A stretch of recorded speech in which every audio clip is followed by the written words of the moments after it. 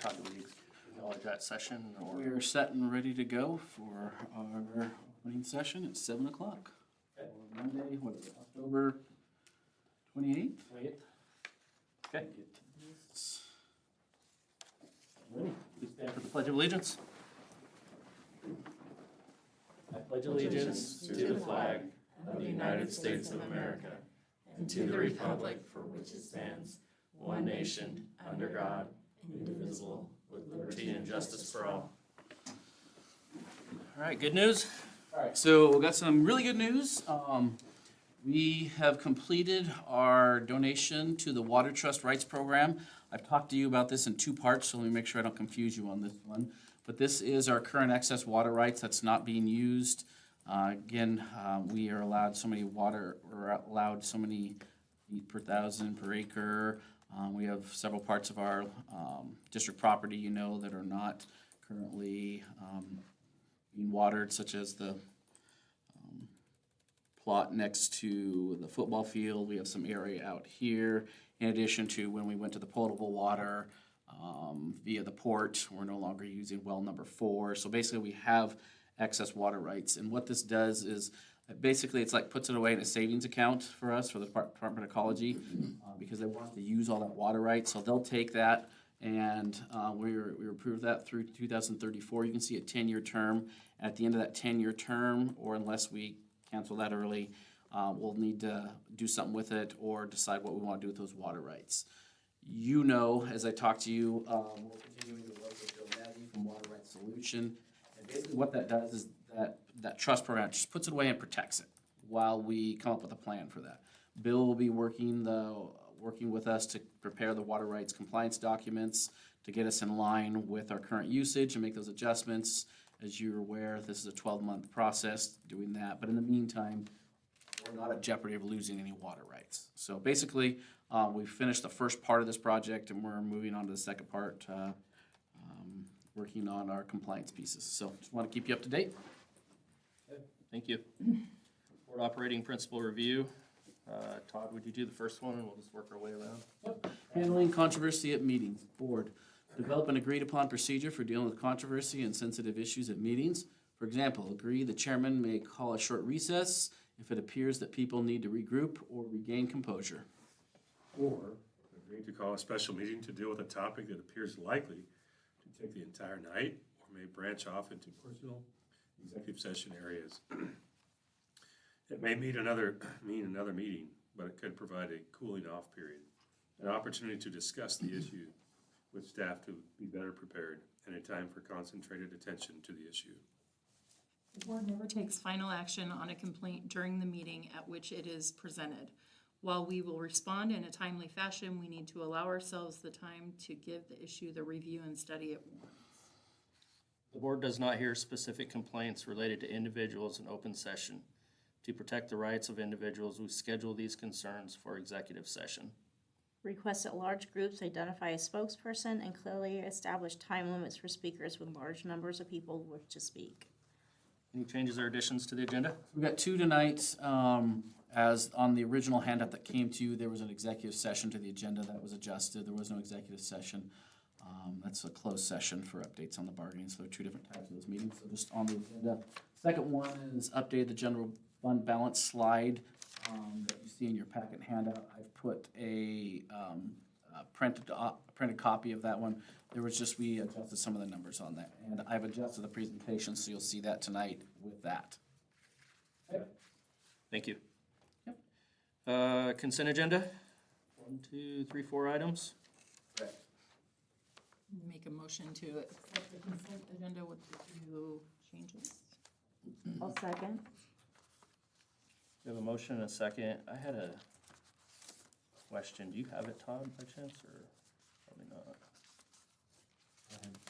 There was somebody that went on leave, and then it looks like they're applying for a new position. Personnel? Yeah.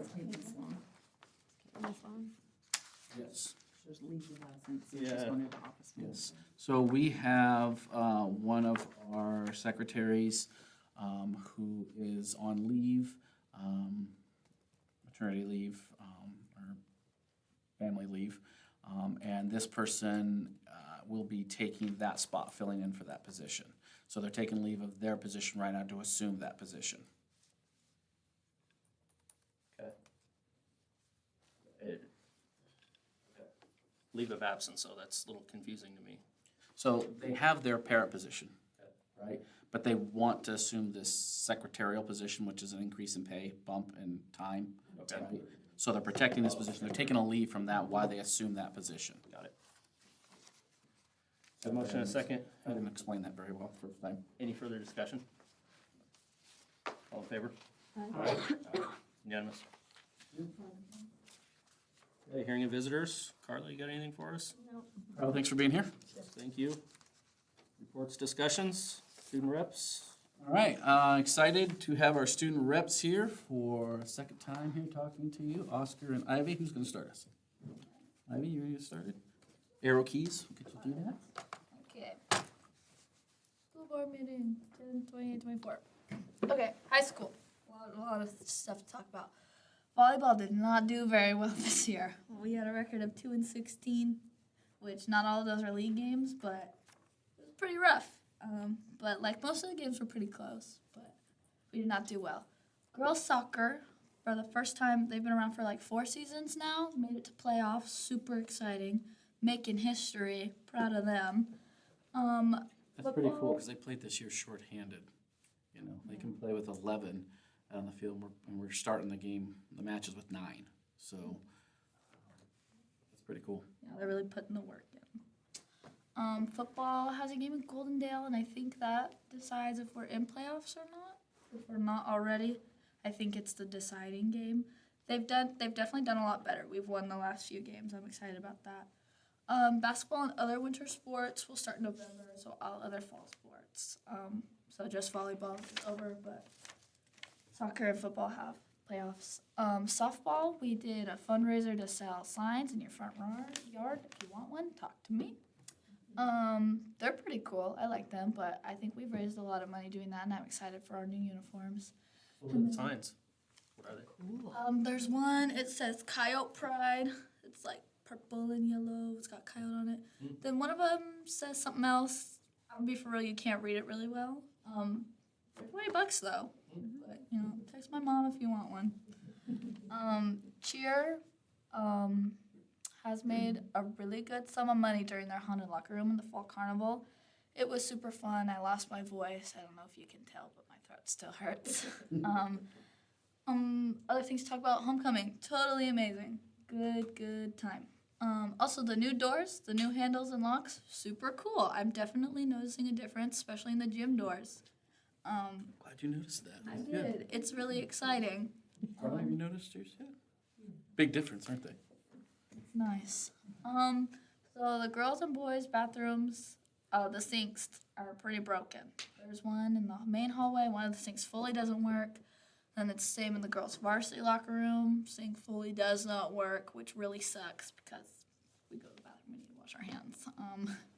Then other things to talk about, new mascot costume would be nice because it's stinky and it's old and it's not very good. So a new one would be cool. And then also, I was talking to my mom about this. They used to like do driver's ed at school, which I think would be cool because a lot of our kids are low income and they can't really like afford driver's ed, and that really sucks because, you know, you need to learn how to drive. But I'm sure there's a lot more behind that I don't know. But There are some insurance things behind that, but yeah, we can certainly talk about that. that's a picture of the cheerleaders at the Finley game. They were doing cool stuff, stunts. Stunts are cool. Middle school, their football team is undefeated, and that is so exciting. I'm really happy about that because that means next year our football team is going to be even better. Volleyball got back to me while I was here. They said their season was okay. It wasn't great, but it was fine. Fall Carnival was totally awesome and really fun, and it was great. ASB, still doing a lot of fundraising. I think they make a lot of like Italian sodas at school, which is pretty neat. I saw signs for that while I was helping set up the Fall Carnival. But the Fall Carnival is mainly an elementary school thing, which is why I put it here. They made like over $2,000, which is super, super cool. And they sold over 9,000 tickets for the games, which is also really cool. There was a lot of people there. And then Jogathon was a really big success, almost $20,000. That's like so many dollars. So that's really cool. And then the coat drive will be starting soon in the elementary school.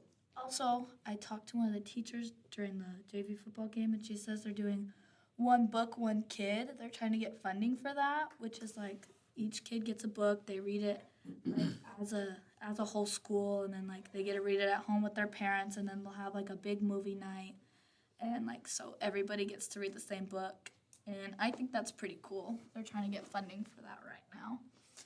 That's all I think they're having a popcorn day coming up.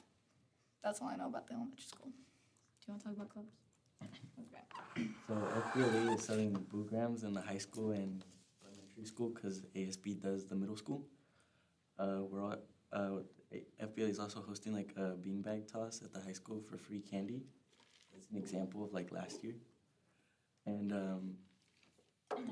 They went to like a ropes course thing. FBLA? Was that FBLA? I think that was FFA. Oh, FFN? Yeah. That's my bad, sorry. Knowledge Bowl just had its first competition on October 22nd. IVU was there. It was not great. They scored 16th place out of 23. They beat Connell. The Sales The is Sales. normally number one, and I'm really happy we beat them because they're my number one opposition. I do not like them. The Honor Society is having the code drive next week. Burbank Range has started every Sunday. The blood drive and the food drive are also coming up in the next few months. Drama Club has finally chose their play they're going to be reenacting and presenting. Dungeon and Dragons had their meeting today after school about their characters and things like that. And FFA has so much going on, I forgot most of it. But yeah. Yeah. FFA does a lot. Ms. Kirkendall had them help set up the fall carnival also, so that's cool. She's definitely making sure they're being put to work. And my favorite slide, this one. So a group of Columbia High School mathematicians attended the Math is Cool competition at CBC. We finished 4th place out of 12 schools, which is pretty good because it was our first year, and there was like a lot of good kids there. Oh, and I just wanted to show this. Yeah, a little trophy. That's it. Nice work. Math was very hard. Questions for board reps? Good work. Thank you. All right, appreciate it. You're welcome to stay. If you've got homework, or you need to be back at the JV game, that's fine. If you need to run to that, that's fine. Okay. Just wanted to give you the option. Your homework to get done. Enrollment. All right, enrollment budgets.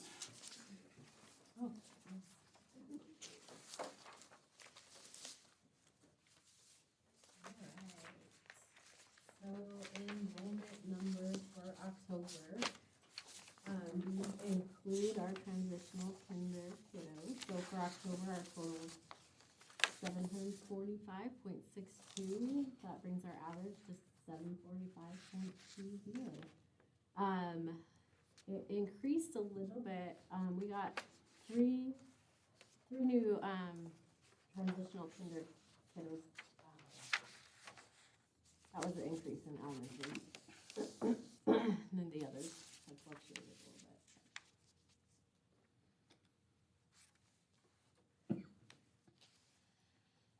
bit. General fund balance as of the end of September, we are at the 2.2 million. This was a slide that was updated. I updated all the prior years to match our year-end financial statements. So that's what that changes.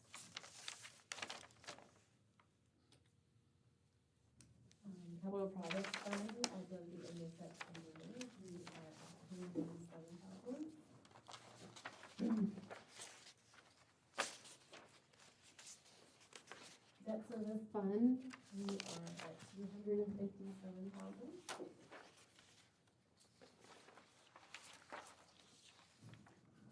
ASB fund, we're at 160,000. We still have $491 in our private funds. And transportation vehicle fund, we're at 184,000. I think should be coming in here soon, so that'll go back down once we pay for it. Any questions? Good. Thank you. I have a lot. You want me to go? Yeah, if you're ready to go. Okay, I'm ready. I don't even stop, but thank you. I wasn't planning. So in special programs, I just did a few of the highlights. For our ELL program, we're currently serving 140 students with 14 exiting students. We're implementing a new pilot intervention program called Lexia English, and it is focused on language development only, which is really great for our ELL kiddos. It's an adaptive targeted program that lines up with the WIDA standards that the English Language Development Program is based on. And so through that, I really think we're going to see some positive results coming for next year or for the end of the year. In our lab program, we had some excellent things going on over the summer. Mr. Miller ran a summer school program. He had 31 kids participate, and a total of 58 semester credits were earned by those 31 kiddos. He did let me know that 5 of those kiddos that participated would not have graduated at the end of this year without that, and they're now on track to graduate if they complete their credits this year. So that's really good news. They also have a new student support specialist, Aurelio Merlin. He's doing a fantastic job. He takes kiddos and looks at everyone who's failing, looks at all their missing assignments, gets them together for them, develops an intervention packet, gives it to them on Monday, collects it on Friday, checks off what they have done, does it again, and gives it to them on Monday. So they're not getting a chance to say, oops, I forgot. He's making sure that he's keeping them on track and keeping them accountable. For special education, we currently serve 110 students. There are 7 in our 3 to 5 ECAP and 3 and 4-year-olds that are in drop-in services. And we have 103 students in our K-12 program. If we look at the head count of 772, which does not include our Open Doors or TK programs, we are at 13.34% of our population right now in special ed. That's really good news because the state will fund us on 15%. There's a 15% cap. It's great news, but with the caveat that we have 11 referrals in right now, and those numbers can push us over. 1 high needs kid. We have a couple kiddos that we're working with right now that are looking to be quite high needs, and so that funding, although it looks good right now, could change in an instant. So just be cautious of that. In 23-24, we were among 6% of districts that did not go into a deficit. So out of the 297 districts, we were one of the few. We were one of 18 that didn't go into deficit. And then last year we got an assistive technology grant for $25,000. We were able to purchase C-pens, translating pens, iPads, headphones, a whole bunch of things. So I wanted to share the C-pens with you because they're pretty fun. These are really great for kiddos who struggle to read, and I'm sorry I can only grab 3 of them today. They hook up to headphones, and you just turn them on with that little red button there. Kids can hook them up to their earbuds or their headphones, and if they can't read on grade level, this can read to them. So if you turn that on and wait for it to come on, then just push down for the light to come on gently on any of your words, it will read it to you.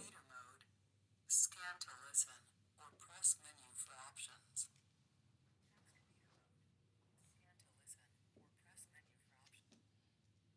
So you can speed up the speech, you can slow it down. There's a dictionary in there where if a kiddo doesn't know a word, they can hit the dictionary and they can have it tell them what the word means. It also will read in Spanish or French. Wow, So there you go. pretty cool stuff. Yeah, they're pretty fun. And that's it for me. Sorry I missed the beginning of that, but obviously Beth has been doing an amazing job helping maintain.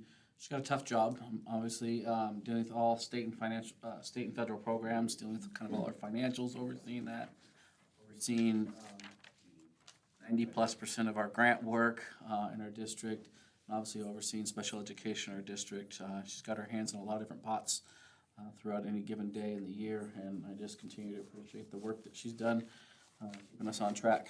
So, if you had any opportunity for any questions, maybe for her or anything, thank you for what you're doing. Appreciate you. Thank you. I love being here. This is the best district ever. Awesome. We think so. Right. Okay, moving on to reports. If you'd like me to begin in reports, Smarter Balance Assessment Report. A very quick update for you on this one, and this is really just kind of FYI. Smarter Balance, I'm going to take you back. I apologize if you already know some of this, but I just want to go back to the very beginning just in case this is new to some of you. But Smarter Balance Assessment Report, sometimes known as the SBAC, which is the Smarter Balance Assessment Consortium. Really, this is a group of states across the nation use the Smarter Balance as their what we call their summative assessment measure. So this is the one you hear about in all the news and when you talks about how much we've learned in literacy, math, and science.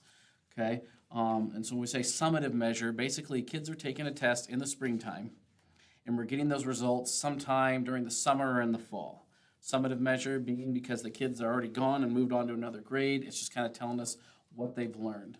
Again, so that's test is given annually to students each spring, ELA, math, and science, and you're given a score that ranges students from a level 1 to a level 4. So this fall, SBAC was updating their testing measures, and they decided to give us 2 measures this year versus 1. So I want to explain to you what that is and what they're saying with that. Traditionally, we've always had 1 score that we came out with ELA, math, and science. But this year, they felt it necessary to update that with 2 scores because through their information, they wanted to highlight and remind really this was done at the state level, that this really is a college prep and career aligned content. So they really wanted to emphasize that this is a higher order thinking skills test. This is not your basic test.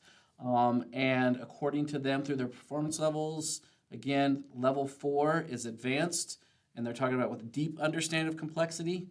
Now, transparently, to be real just transparent with you, the only frustrating part on this is historically, and I'll say decades over that, is when we talk with parents at conference times and things like that, we're always talking about shooting for that levels 3 and 4, because we've always talked about that's grade level knowledge with a broad range of complexities, and so you're always shooting for that. A lot of that is an end of the road type piece, with 10th grade being that test that satisfies some of the graduation requirements, and you've got to hit that 3 mark to we'll say pass that gate, right, for some of your graduation requirements.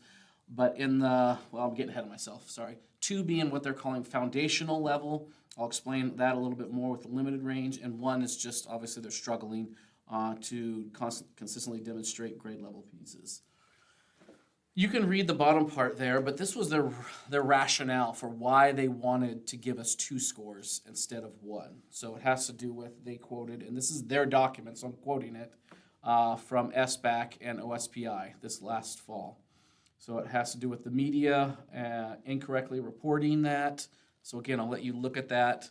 So because they felt that there was this misnomer of how those were being viewed by the public in general, they felt like they wanted to come out and clarify that. Not sure why they want to do it currently right now at this time, because we were not expecting this, nor did we have a lot of advance notice that they were going to do this. They kind of surprised us with, hey, we're going to give you 2 scores instead of 1, and not quite ready for that, but we weren't prepared for that. So what does this mean for us? Really, I wanted you to bring this to your attention, because really, we're gonna start getting 2 different test scores. So annually, we're gonna start getting 1, a foundational score, which is now all students scoring at levels 2, 3, and 4. And the consistent grade level knowledge score, which is the score we've always been getting, which is students scoring at levels 3 and 4. Okay? Historically, we've always been given, when you hear about students passing the SBAC and you get your numbers, it's been that second one, which is levels 3 and 4. But now they want to give us, and I'm giving you an example down below in what you have in your hands there of our state report cards of a foundational level and consistent grade level. So I wanted to bring this to your attention so you knew when you start hearing people talk about scores, what the difference is between the two different scores. One is a 2, 3, and 4, and one is just a 3 and a 4. I tell you this because this is just another opportunity for me to highlight how important it is for us, and I've continued to talk with the board and steer us in a direction of formative assessments. While we want to look at summative assessments, be aware of that, a lot of times we're not going to drive our day-to-day pieces on what we're doing with that. And the things that we're doing with more of our formative measures, whether that's iReady, some of those pieces, or any of those teacher-driven formative assessments, that's really that's why you hear me talking to you so much about those, because sometimes this, as case in point, continues to evolve and change. So I just wanted to bring that to your attention. Any questions for me on that? Just wanted to understand why SBAC now has 2 scores instead of just the traditional 1. Okay. Moving on. Reports. District Waiver Day, Training Day update. Friday, October 4th. As a reminder to the board, this is one of our 2 approved district waiver days for professional development this year. So we have 180 days minus the 2 waiver days, so it's 178. And we use those 2 days for professional development. Those get approved through the State Board of Education. It used to be OSPI. They've shifted that and now moved that to the State Board. The only other waivers we have as a district are our conference days. So between the PD days and the conference days, we had our first waiver day. And there's pictures of our staff earlier this year. And activities. I want to give you a quick highlight on some things that we worked on. The elementary school, they combined in the morning with the middle school for a Danielson framework training with Mary Kirby from ESD 123. So they're working on some refreshers to the Danielson framework, which is kind of the teaching, pedagogical, and evaluative practices there. The second part of the day was with grade level data meetings and planning for student academic interventions. So they were using that to try and move ahead with those. Middle school, again, they partner with the elementary for that same framework training in the morning. In the afternoon, they were working on Swiss data meetings and working on behavioral definitions. This is a lot of that MTSS stuff we've been talking about, and so we're just kind of taking that next step, continuing to work through. The middle school's working on problem-solving scenarios and planning for HOWL interventions. So again, more activities, working on the interventions, PBIS, MTSS, those pieces that we've been talking about, continue to invest time in that. High school I thought was clever. They took their day and they said they want teachers to sit through a 7-period day to remind them what it's like for students to go through that 7-period day. So we had 7 pieces built out throughout that day. So teachers went from one class to the next, working on different little topics throughout the day. So you can see in a 7-period day, just read what they were doing. They brought in some different people. You can see drug and alcohol training with Mrs. Jensen from the ESD. The bottom, they're working on essential standards work. So those are, again, working on their priority standards, technology pieces. So they just kind of built that in, and staff just throughout the day shifted and went throughout their day working on those different topics. So again, nothing it's the stuff we've been talking about this whole time. Continuing to invest and get better at what we know works. It's nothing flashy, it's nothing new, it's continuing to be what research has indicated, what drives us, and we're going to continue to invest in that. So, questions for me on that? Just want a little update on what we're up to. Because I know it's time away from kids, and so we've got to use that time well. Okay, I'm going to move on to the new business. So the first one, it's a big sheet of paper there, and I'm going to tell you there's a lot of black on that. I did that intentionally. If you want to hold up the light, you can probably still look and see what's behind there, which is not my point. I just didn't want you to get distracted by the pieces that were in there. This curriculum adoption cycle was last updated in 2017 as part of the Unified Instructional Core. And so we're taking that and updating it. Since the last revision, we've adopted science materials in 2019, and we've done a math adoption in 2021. And I want to remind you, I'm just putting this in front of you because tonight I'm asking you just to give me the stamp of approval to continue moving forward on a working document. All the things that I've covered up in there, I didn't want you to get distracted because they're all draft versions of things, and we're still going to continue to move those around. I didn't want you to think like you were stamping a final document. This is the way it's going to look for the next how many years, as we do with things like strategic planning pieces. Will be an evolving document, and so that's why I kind of just said, you know, you can kind of see what we're working towards. But what's important for me is obviously to get your approval moving forward on this so that I can begin working with additional curriculum adoptions as early as this spring. There's some things that are popping up that we know we have an emphasis we want to look at. And so I'm just seeking the board's approval to move forward.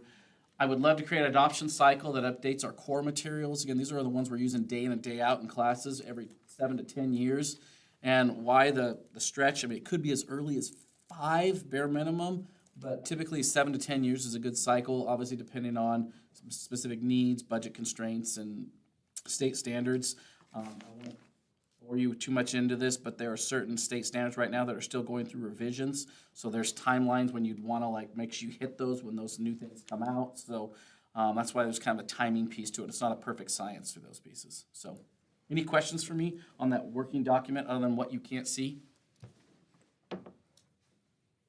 So does not have consensus from the board to continue developing the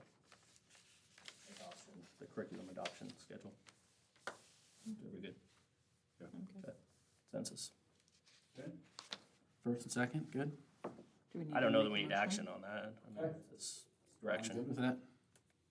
Okay. Then I'll move on.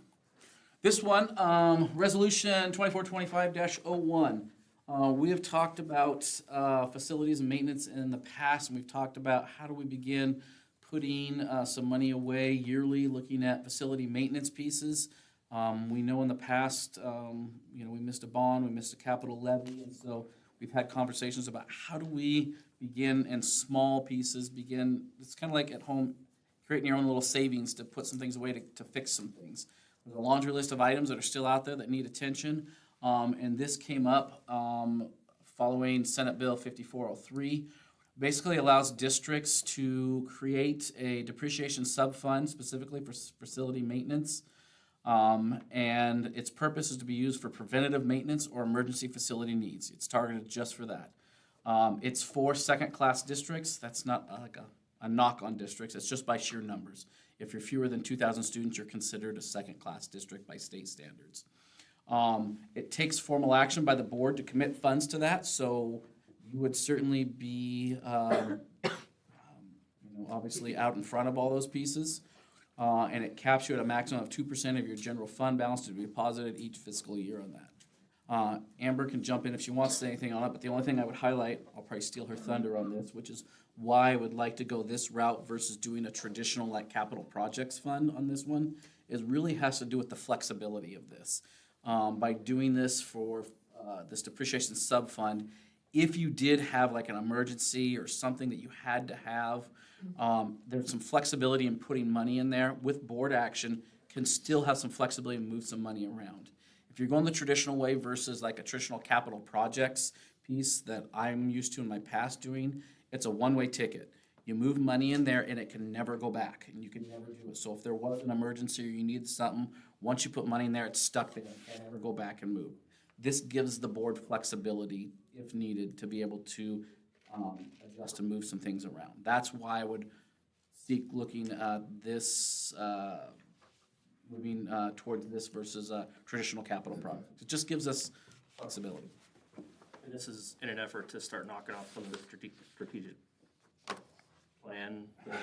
Just on their pain. preventative maintenance, things that are popping up. I mean, Carla could jump into these things. We talk about lots of different things. I'm not putting you on the spot, Carla, but I mean, she's part of the meetings that we talk about all the times that we've had to take our general funds to fix things like stairs and railings and all those things that if we had slowly started putting money away each year for little things, you could start knocking those things out and not waiting till you're so far and you have the money to do that. So that's what I was gonna refer to that she's familiar with. So. You have a list, Todd has a list of projects in his office that we look at.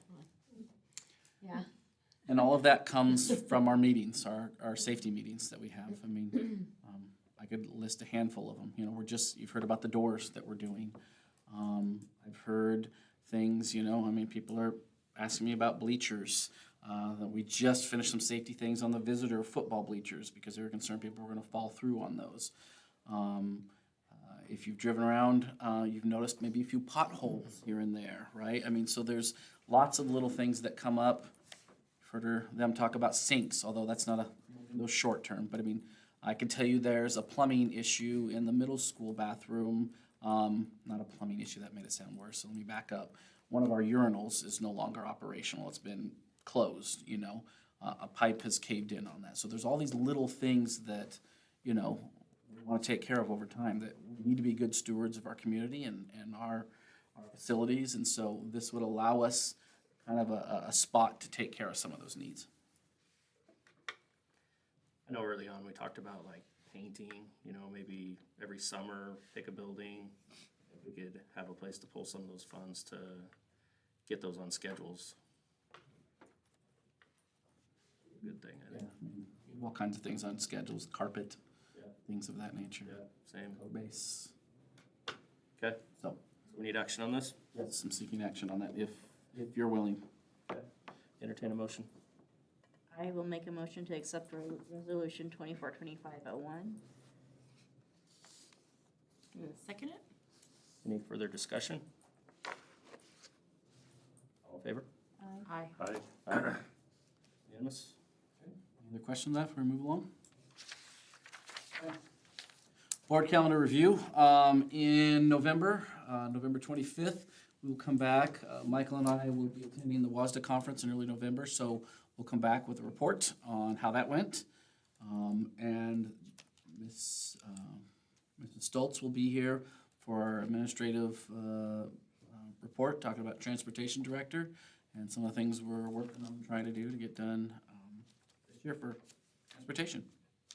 If you have any other items you'd like me to add to that, please let me know, and let me do that. I will tell you some things, just start looking down the road.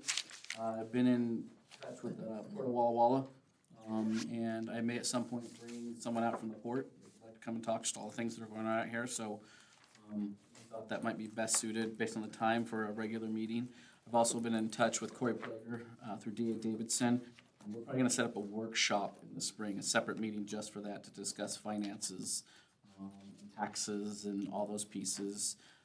Because if we were to continue our cycle of where we're at, we're looking at 2 Februaries from now to go back for Initiatives? for levies. So this spring would be a good time to begin talking about some of those things. So just looking ahead on some things as well. Does anybody have anything else they'd like to see on the agenda for the next week? For the next one? Good. Anything further? We're adjourned.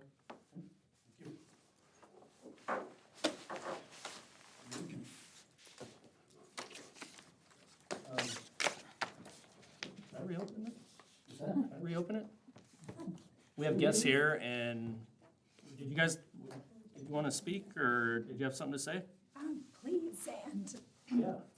I'm Bertha Clayton, and I'm running for Wawa County Commissioner, and I've lost my voice 8 days before the election, so this is a terrible time to lose my voice, but I am on your ballot. Ballots are out, and I'm running in the 1st District, which is more or less the city of Walla Walla, but I grew up in Waitsburg. Burbank reminds me so much of Waitsburg because even though Waitsburg is an incorporated municipality, the whole community revolves around the school. And I grew up in that atmosphere and I really loved it. And I've been trying to learn as much as I can about Burbank. I've been to your fire commission meeting. I've been to the round table at the library that Commissioner Fulmer had a few months ago. And I am, I'm happy to hear that you're going to invite the board to speak to you. All the development action and really kind of all the kind of the excitement in Wawa County is happening in the west end of the county.